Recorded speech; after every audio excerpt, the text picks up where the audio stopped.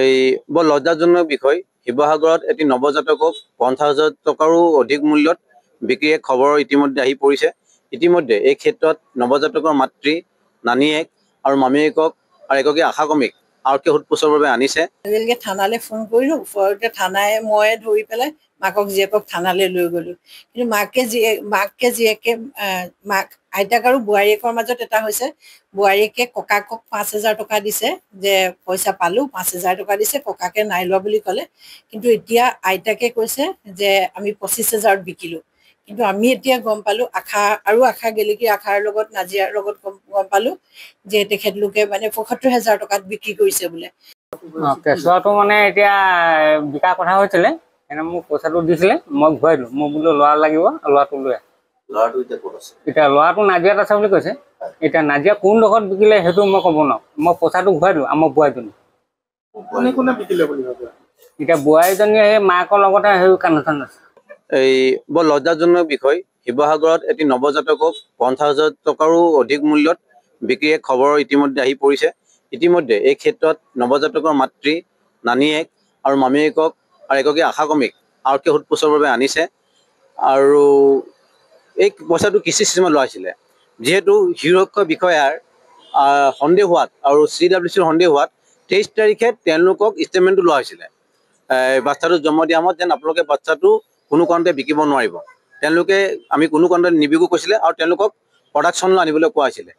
প্ৰডাকশ্যনলৈ যিহেতু তেওঁলোকে নানিলে, ননাত সন্দেহ হোৱাত শিৱসাগৰ শিশু সুৰক্ষা বিষয়া বিকাশ ডাঙৰীয়া নেতৃত্বত এই বস্তুটোতো এজাহাৰ দাখিল কৰা হয়। আৰু তেওঁলোকে য'ত য'ত আছিলে তাত খবৰ লোৱা হয়। লৈ পেলাই গম পোৱা হ'ল তেওঁলোকে বস্তুটো ইতিমধ্যে বিকিলে। আপুনি বিচৰা বাতৰি পাব কেৱল নিউজ 18 এপত। নিউজ 18 এপ ডাউনলোড কৰিবলৈ স্কেন কৰক এই QR কোড। গুগল প্লে ষ্টৰতো পাব এই নিউজ 18 এপ। এই বৰ লজ্জাজনক বিষয় শিৱসাগৰত এটি নৱজাতকক 50,000 টকাৰো অধিক মূল্যত বিক্ৰীৰ খবৰ ইতিমধ্যে আহি পৰিছে। ইতিমধ্যে এই ক্ষেত্ৰত নৱজাতকৰ মাতৃ, নানীয়েক আৰু মামীয়েকক আৰু এগৰাকী আশাকৰ্মীক আৰক্ষী সোধপোছৰ বাবে আনিছে। আজিলৈকে থানালৈ ফোন কৰিলোঁ, থানাই মই ধৰি পেলাই মাকক জীয়েকক থানালৈ লৈ গ'লোঁ। কিন্তু মাকে জীয়েকে আইতাক আৰু বোৱাৰীয়েকৰ মাজত এটা হৈছে, বোৱাৰীয়েকে ককাকক 5,000 টকা দিছে যে পইচা পালোঁ, 5,000 টকা দিছে, ককাকে নাই লোৱা বুলি ক'লে। কিন্তু এতিয়া আইতাকে কৈছে যে আমি 25,000ত বিকিলোঁ। কিন্তু আমি এতিয়া গম পালোঁ, আশা গেলেকী আশাৰ লগত নাজিয়াৰ লগত গম পালোঁ যে তেখেতলোকে মানে 75,000 টকাত বিক্ৰী কৰিছে বোলে।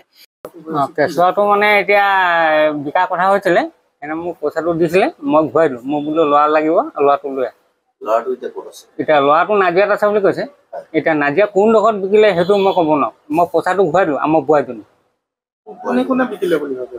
এতিয়া বোৱাৰীজনীয়ে সেই মাকৰ লগতে সেই কানেকশ্যন আছে।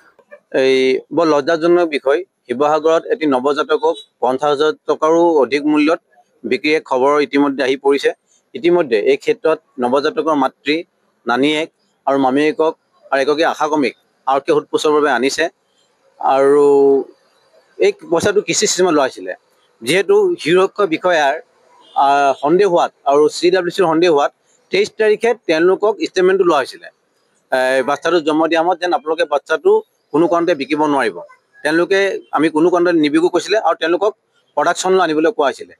প্ৰডাকশ্যনলৈ যিহেতু তেওঁলোকে নানিলে, ননাত সন্দেহ হোৱাত শিৱসাগৰ শিশু সুৰক্ষা বিষয়া বিকাশ ডাঙৰীয়া নেতৃত্বত এই বস্তুটোতো এজাহাৰ দাখিল কৰা হয়। আৰু তেওঁলোকে য'ত য'ত আছিলে তাত খবৰ লোৱা হয়।